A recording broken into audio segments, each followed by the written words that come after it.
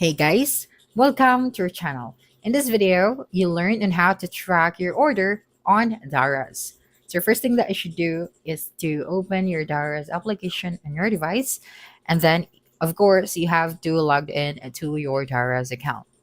And then once done, you'd be able to see this section over here at the bottom. So just click on the account option. Okay, so this one at the bottom right hand corner of your screen. Okay, and then you'd be redirected to this page. So below my order section, you have here to pay, to ship, to receive, and to review.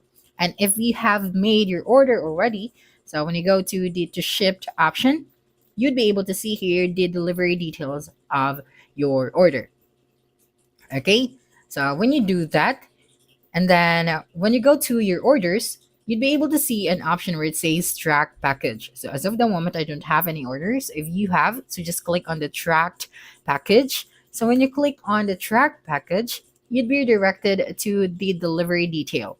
Okay, so you'd be able to see there if your package is ready to be prepared by the seller, and then your package being prepared, and then when was your package will be arriving to your location.